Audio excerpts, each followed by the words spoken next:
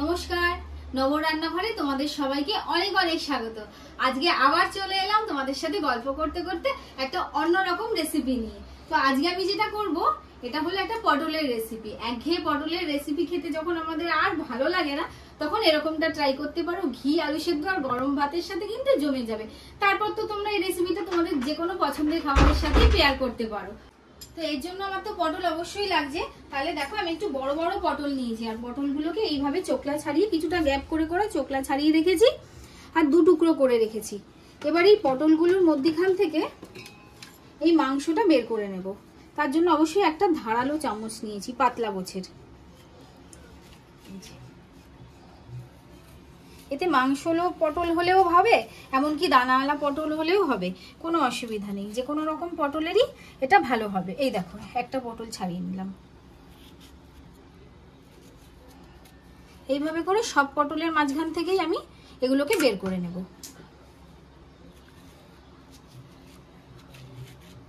সব পটল থেকে এই যে মাংসগুলো আমার বের করা হয়ে গেছে, আর এই যে পটলগুলো। এর জন্য আমাদের লাগবে খানিকটা মসুর ডাল। তো আমি এই যে হাফ বাটি মতন মসুর ডাল নিয়েছি, এইটাকে ভালো করে ধুয়ে জলে ভিজিয়ে নেব।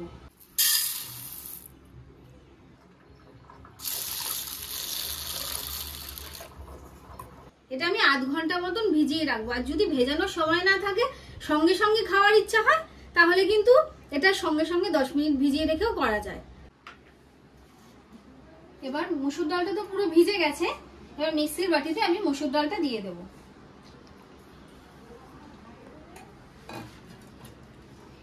এর সাথে দিয়ে দেব দুটো শুকনো লঙ্কা। পটলের যে দানাগুলো আছে সেটাকেও দিয়ে দেব। এই দুটোকে এবার আমি ভালো করে মিক্সিতে পেস্ট করে নেব। এই ডাল আর পটলের যে দানাগুলো, এগুলো কিন্তু আমি ভালো করে বেটে নিয়েছি। এবার এর মধ্যে একে একে দিয়ে দিচ্ছি নুন, গুঁড়ো লঙ্কা, জিরে গুঁড়ো, আর দিচ্ছি 2 চামচ মতো বেসন। এবারে দিয়ে দিলাম চিনি, আর দিয়ে দিচ্ছি সামান্য পরিমাণ আদা আর রসুন একসাথে বেটে রেখেছি সেটা। ভালো করে এর মধ্যেই বাটিতেই মশলাগুলোকে সব ডালের পুরের সাথে কিন্তু আমি মিশিয়ে নেব। এটা তো আমার মেশানো হয়ে গেছে, এটাকে সাইডে রাখলাম। আর এই যে পটলগুলো রয়েছে এর মধ্যে আমি নুন মাখিয়ে নিচ্ছি।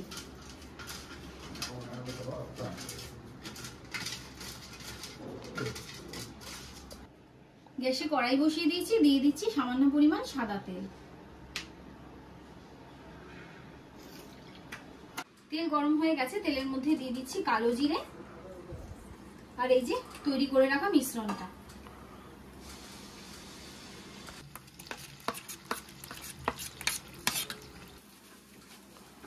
এবারে কিন্তু এটাকে পুরো কন্টিনিউ আমাদের নাড়তে থাকতে হবে, যাতে তলায় লেগে না যায়।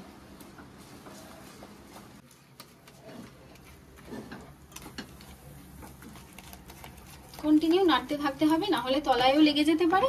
আর এই যে দলা দলা পেকে যাচ্ছে, এই দলা পাকাটাও হবে না কিন্তু নাড়তে থাকলে।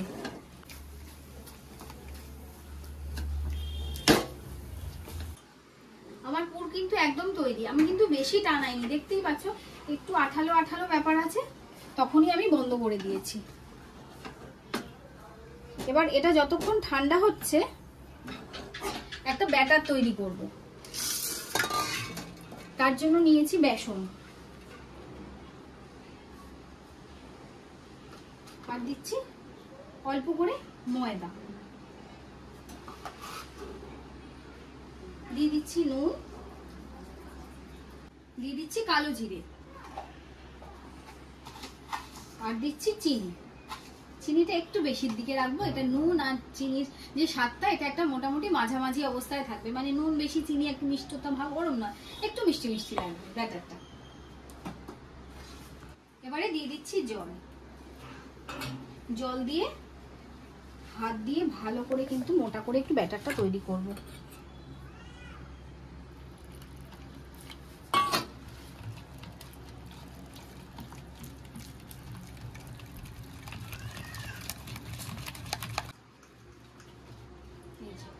আমার ব্যাটার কিন্তু একদম তৈরি, ঠিক এতটাই মোটা করব। ঠিক আছে, কতটা ঘন হয়েছে ব্যাটারটা ঠিক এতটাই ঘন করব। এই যে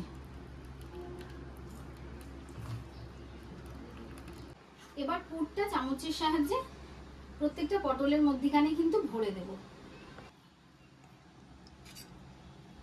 একদম ভালো করে ভরে দেবো। আমি একটু হাত দিচ্ছি, ঠান্ডা হয়ে গেলে হাত দিয়ে ভরলেই ভালো। এই যে প্রত্যেকটার মাঝেই আমি পুর দিয়ে দেব।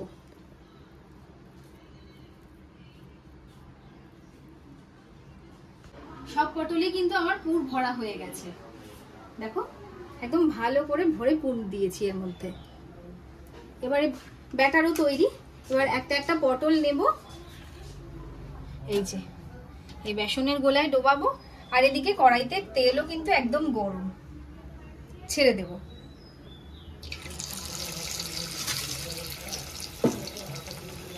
এভাবে একবার পটল বানিয়ে দেখো, খুব ভালো লাগে। প্রত্যেকটা পটলকেই কিন্তু এইভাবে একদম পাশাপাশি দিয়ে দেবো, দিয়ে ভালো করে কড়া করে ভাজবো।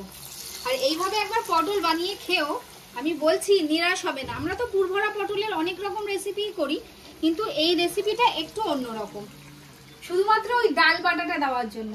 অনেকে নারকেল বাটা দিয়ে সর্ষে দিয়েও বানায়, এরকম কিন্তু নয় এই পটলটা। তাহলে অবশ্যই আমাকে জানাবে কিন্তু তোমাদের কিরকম লাগছে রেসিপিটা।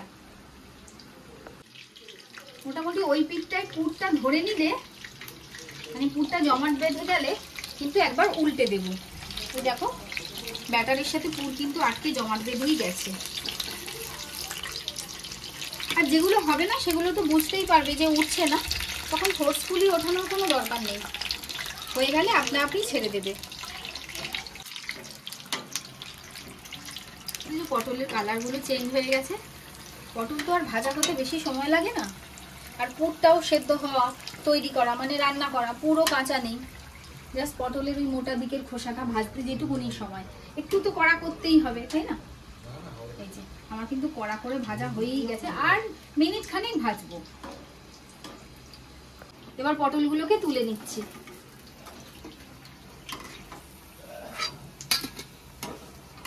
উফ কি লাগছে! আর সামনে দিয়েই ভাজার যে গন্ধটা, মশলার সাথে ব্যাটারের সাথে পটলের নিজস্ব যে গন্ধটা আছে, সেটা মিলেমিশে একাকার হয়ে যাচ্ছে। এত ভালো লাগছে যে তোমাদের কি বলবো। তাহলে আমার পুরভরা পটলের ফ্রাই কিন্তু একদম তৈরি খাওয়ার জন্য। এই গরম গরম যা গন্ধটা আমি পাচ্ছি না, কি বলবো, এই গন্ধটা তোমরাও পেতে পারো যদি বাড়িতে একবার ট্রাই করো। আর অবশ্যই আমাকে কমেন্টে জানাবে রেসিপিটা কিরকম লাগলো। ভালো লাগলে একটা লাইক কমেন্ট শেয়ার করে দিও। তো চলো আজকের মতো টাটা, দেখা হচ্ছে অন্য আরেকটা নতুন রেসিপির সাথে অন্য আরেকদিন। তো সবাই সুস্থ থেকো, সাবধানে থেকো, ভালো থেকো। তোমার টিপটা মাথায় উঠে গেছে গরমে।